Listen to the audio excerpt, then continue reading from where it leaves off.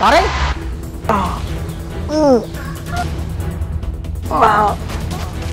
Pare, anong nangyari?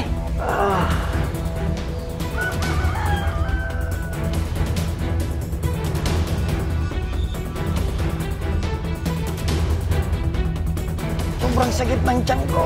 Yan na nga pa ang sinasabi ko, pare. Tara, dalhin na kita sa ospital.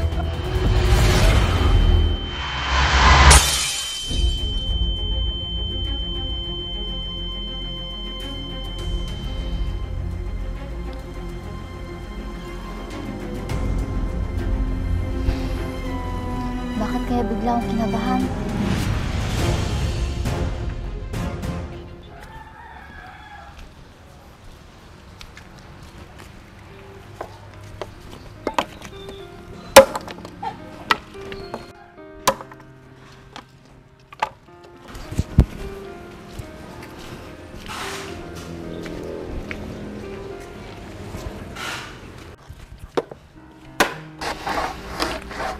Kuya, Oh, bakit Abi? kuya, papasok na po ako. Baka sa isang linggo na naman po ako makakauwi. Sapat na ba yung perang binigay ko sa'yo? Oo, kuya, sapat na yon. May pandagdag gastos naman ako dahil scholar ako. Pagbutihin mo yung pag-aaral mo ha. Magbubunga rin ang lahat ng pagsasakripisyo natin. Oo naman, kuya. Isang taon na lang, makakapagtapos na ako. Kuya, baka wala ka ng pera. Na natira na panggastos mo dito sa bahay. Huwag mo akong alalahanin. Ikaw ang mas nangangailangan yan. Salamat po, kuya. Sige na, kuya. At aalis na po ako. Sige Abi, mag-iingat ka. Sige po, kuya.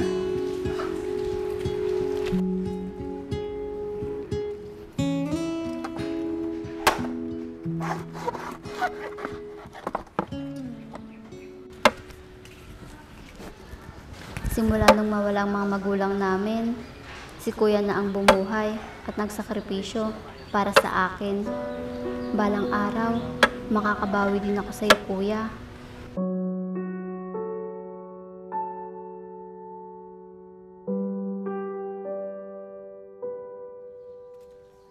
Pare Masong!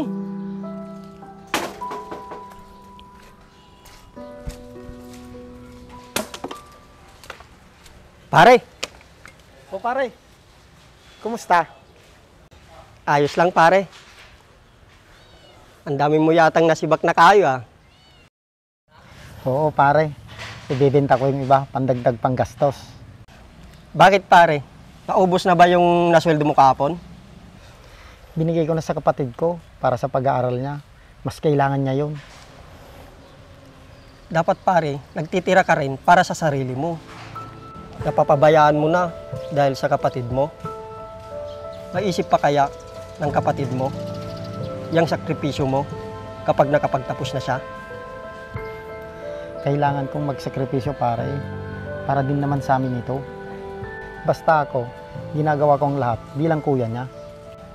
Napakabait mo naman, kuya, pare. Siya nga pala, pare. May bago na naman tayong trabaho. Talaga pare? Salamat naman sa Diyos para may pantustos na naman ako sa kapatid ko. Mag-uumpisa na daw tayo sa susunod na araw, sabi ni Purman. Ganun ba pare? Sige, maraming salamat. Sige, pare. Kita na lang tayo sa susunod na araw. Alis na ako. Sige pare, mag-iingat ka.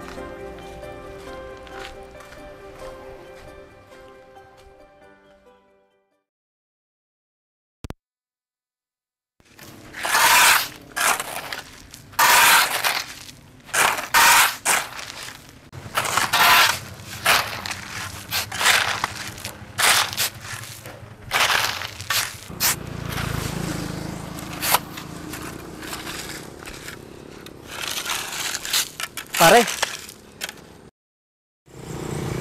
Bakit pare? tara pare. Magmerienda muna tayo. Ikaw na muna pare. Busog pa ako. Marami na akong kinain kaninang umaga. Diyan ka na naman. Nagtitipid ka na naman. Ang sabihin mo, ayaw mong gumastos. Ganyan talaga pare, pag may pinag-aaral ka, kailangan mo magtipid. Kahit napapabayaan mo na ang sarili mo, pare. Ganun ba ang gusto mo? Paano kung nagkasakit ka sa ginagawa mo? Sinong mahirapan? Magkakasakit ka agad? Malakas pa ako, no? Sige pare, ikaw bahala. Sige, may merienda muna ako. Sige pare.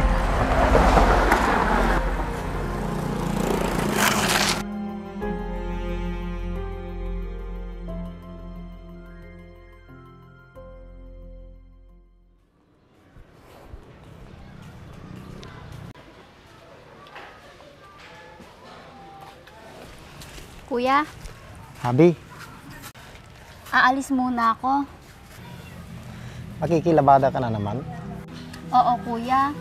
Wala naman akong pasok. Tsaka, dati ko namang ginagawa ito. Pandagdag na din sa mga gastusin natin. Kung may magandang trabaho sana ako, hindi ka sana nahihirapan ng ganyan. Sobra-sobra ng sakripisyo mo sa akin, kuya. Tsaka, ilang buwan na lang, magtatapos na ako. Kapatid kita, Abi, kaya gagawin ko ang lahat para sa'yo. Sigurado na ba yan? Oo naman, kuya. Kayang-kaya ko yun. At kapag nakapagtapos na ako at may magandang trabaho, ikaw naman ang tutulungan ko. Ikaw talaga. Huwag mo munang isipin yun. Ang mahalaga, makapagtapos ka muna ng pag-aaral mo. Sigurado nga ako, kuya. Sige na, kuya. Aalis na ako. Baka gabihin pa ako. O sige, kung ganon, mag-iingat ka. Sige, kuya. Siya nga pala, kuya. May pagkain doon sa lamesa. Kumain ka na lang doon. Sige. Bye, kuya! Bye!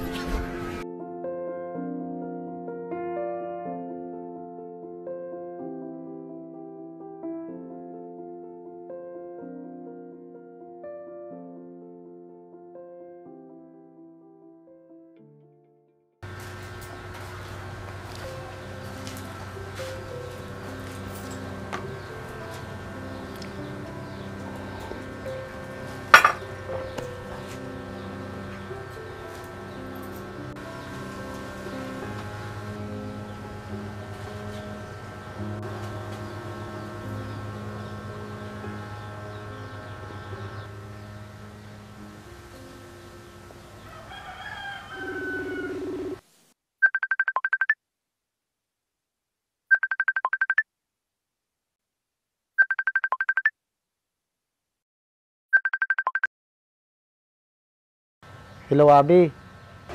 Kuya Masong, napatawag ka? Gusto lang sana kitang kumustahin, Abi. Ayos lang ako, kuya. Huwag mo akong alalahanin. Kapatid kita, Abi. Hindi mo maalis sa akin na mag-alala sa'yo. Kamusta ka naman, kuya? Alagaan mo ang sarili mo. Magastos ang magkasakit ngayon. Oo naman, Abi. Ayos lang naman ako. Sige na, kuya. May trabaho pa ako. Sige, Abi.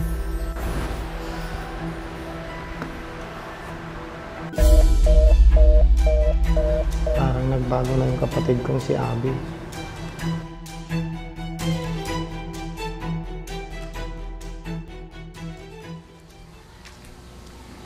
Pare!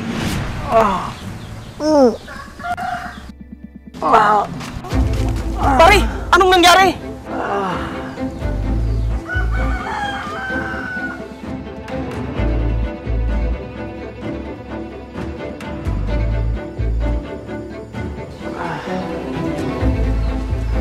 Sumakit lang bigla yung tiyan ko, pare. Mukhang napapadalas na yata ang pagsakit ng tiyan mo, pare.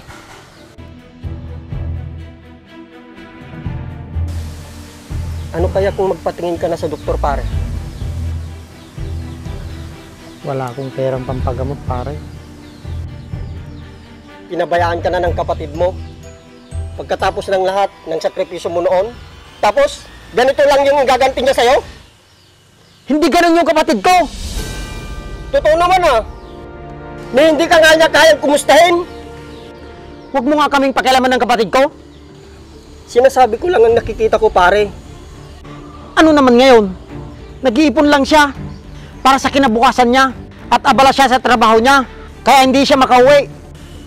Ewan ko sa'yo, pare. Bahala ka na nga dyan.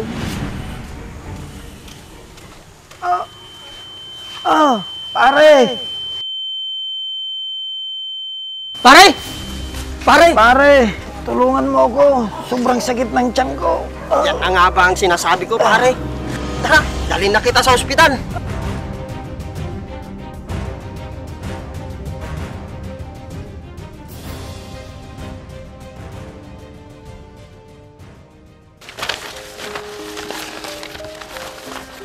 Asan na ba yun?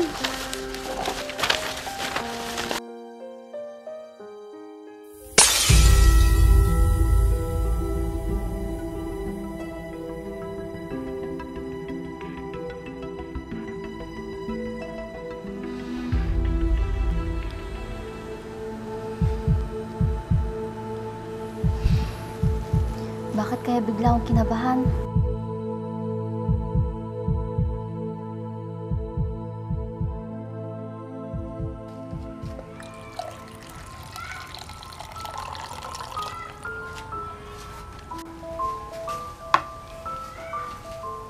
Pare, halika, bumangon ka muna. Uminom ka ng gamot.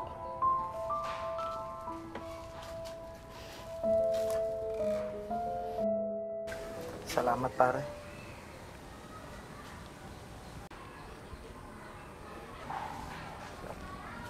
Salamat, pare. Pare, kumusta na ang pakiramdam mo?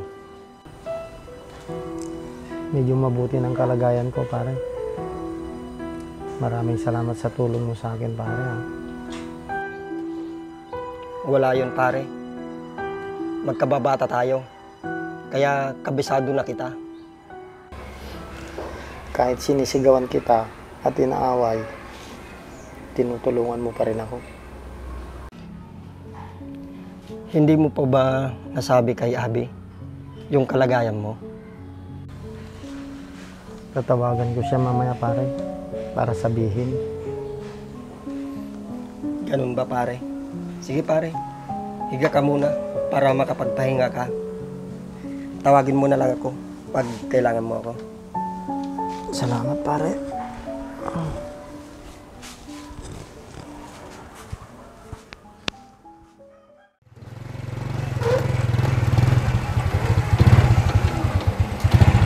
Bayad po.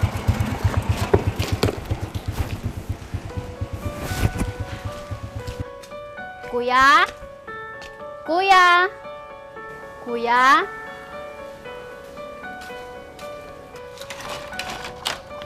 Oh, ikaw pala, Abby. Tuloy ka. Nasaan si kuya?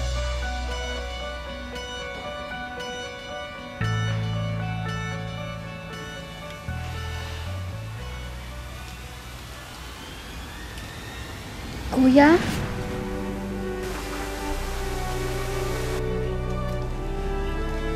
Kuya Jerry, anong nangyari kay kuya? May sakit siya, Abby.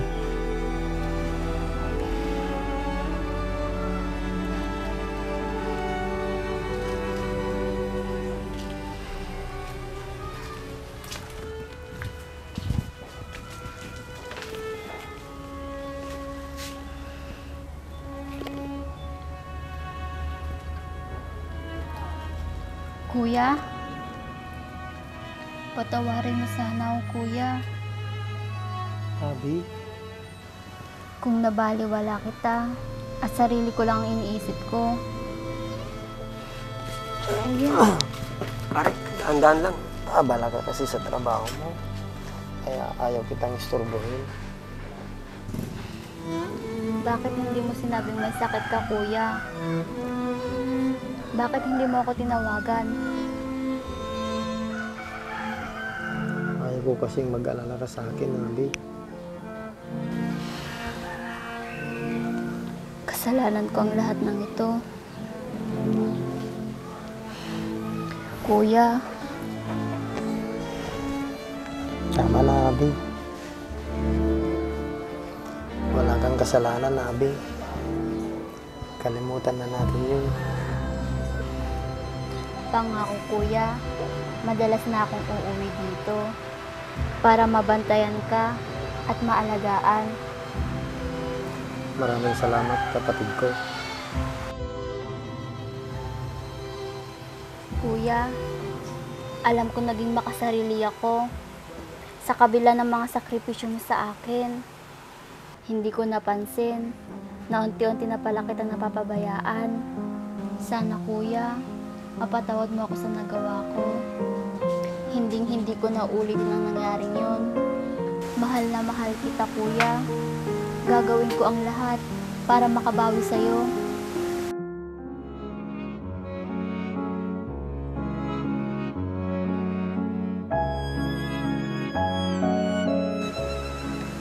Huwag mo nang isipin yun. Maliwanag na sa akin ang lahat. Kuya Jerry, pwede mo ba kami samahan ni kuya na magpating sa doktor? Oo naman, Abi. Sandali lang at ihanda ko yung sasakyan. Magbihis ka na kuya at magpapatingin na tayo sa doktor. Sige.